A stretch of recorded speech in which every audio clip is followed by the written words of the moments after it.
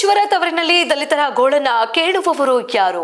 ಸಾಂಕ್ರಾಮಿಕ ರೋಗಗಳ ತಾಣವಾದ ಗೊರಗೊಂಡನಹಳ್ಳಿ ಏಕೆ ಕಾಲೋನಿ ದಲಿತರ ಭೂಮಿ ಮತ್ತು ಸರ್ಕಾರಿ ರಸ್ತೆ ಜಾಗವನ್ನ ಕಬಳಿಸಿರುವ ಗೊರಗೊಂಡನಹಳ್ಳಿ ಸವರ್ಣೀಯರು.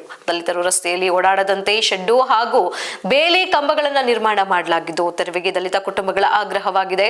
ದಲಿತ ಕುಟುಂಬಗಳ ಮೇಲೆ ಚೇರ್ಮನ್ ಶಿವನಂಜಪ್ಪ ಕುಟುಂಬದವರ ನಿರಂತರ ದೌರ್ಜನ್ಯ, ದಬ್ಬಾಳಿಕೆ ಹಾಗೂ ಪಾಳೆಗಾರಿಕೆ ನಡೀತಾನೆ ಇದೆ. ಇನ್ನು ತಿಪಟೂರು ಜಿಲ್ಲಾ ಉಸ್ತುವಾರಿ ಸಚಿವರು ಹಾಗೂ ಗೃಹ ಸಚಿವರಾದ ಡಾಕ್ಟರ್ ಜಿ ಪರಮೇಶ್ವರ್ ಅವರ ತವರಿನ ನಗರದ 31ನೇ ವಾರ್ಡ್ನ ಗೊರಗೊಂಡನಹಳ್ಳಿಯ ಎಕೆ ಕಾಲೋನಿಯಲ್ಲಿ ನಿರಂತರ ಸವರ್ಣೀಯರ ದೌರ್ಜನ್ಯಕ್ಕೆ ಭಯದಿಂದ ಬದುಕುವ ಸ್ಥಿತಿಗೆ ಬಂದಂತಾಗಿದೆ.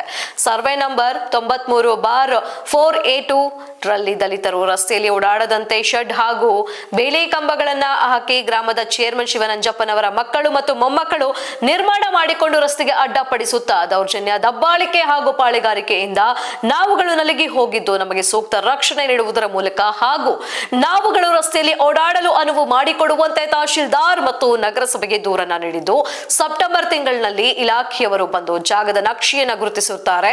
ತದನಂತರ ರಸ್ತೆ ಮತ್ತು ದಲಿತರ ಜಮೀನು, ನಿವೇಶನ ಹಾಗೂ ಕೆಂಪಯ್ಯ ಕುಟುಂಬದವರಿಗೆ ಸೇರಿದ ಜಮೀನನ್ನ ಆಕ್ರಮಿಸಿಕೊಂಡಿರುವುದು ಗೊತ್ತಾಗಿದ್ದು, ಶಿವನಂಜಪ್ಪ ಕುಟುಂಬದವರಿಗೆ ನೋಟಿಸ್ ಜಾರಿ ಮಾಡಿ ಸರ್ವೆಗೆ ಆಗಮಿಸಿದ ಸಂದರ್ಭದಲ್ಲಿ ಇವರುಗಳು ಯಾರೂ ಕೂಡ ಹಾಜರಾಗಿರುವುದಿಲ್ಲ.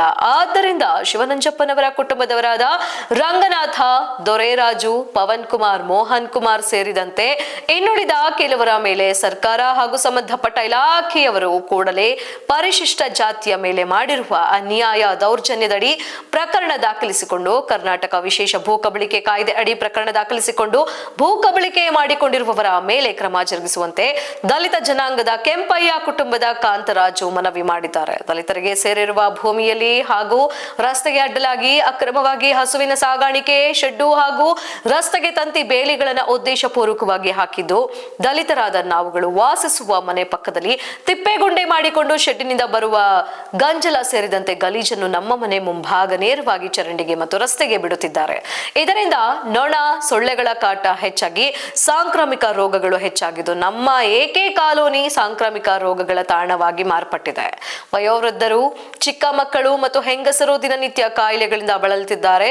ಸುಮಾರು 3 ತಿಂಗಳಾದ ಬಳಿಕ ಇಂದು ಸರ್ವೆ ಇಲಾಖೆಯ ಸಿಬ್ಬಂದಿ ಮತ್ತು ನಗರಸಭೆಯ ಕೆಲವು ಸಿಬ್ಬಂದಿಗಳು ಸ್ಥಳಕ್ಕೆ ಆಗಮಿಸಿ ಪೊಲೀಸರ ಬಂದೋಬಸ್ತ್ನಲ್ಲಿ ಸರ್ವೆ ಮಾಡಿ ಕಲ್ಲು ಹಾಕಿರುತ್ತಾರೆ. ಜಾಗ ಒತ್ತುವರಿ ಆಗಿರುವುದರ ಬಗ್ಗೆ ದಲಿತ ಕಾಲೋನಿಯ ಮುಖಂಡರಿಗೆ ಮತ್ತು ಹಾಗೂ ಸ್ಥಳಕ್ಕೆ ಆಗಮಿಸಿದ ದಲಿತರ ಪರ ಸಂಘಟನೆಗಳ ಮುಖಂಡರಿಗೆ ತಿಳಿಸಿದ್ದಾರೆ. ಈ ಸಮಸ್ಯೆಯನ್ನು ಬೇಗ ಜಿಲ್ಲಾಧಿಕಾರಿಗಳು, ಉಪವಿಭಾಗಾಧಿಕಾರಿಗಳು, ತಹಶೀಲ್ದಾರ್ ಮತ್ತು ನಗರಸಭೆ ಪೌರಾಯುಕ್ತರು ಪರಿಹಾರ ಮಾಡದೇ ಇದ್ದಲ್ಲಿ ಸಂಬಂಧಪಟ್ಟ ಇಲಾಖೆ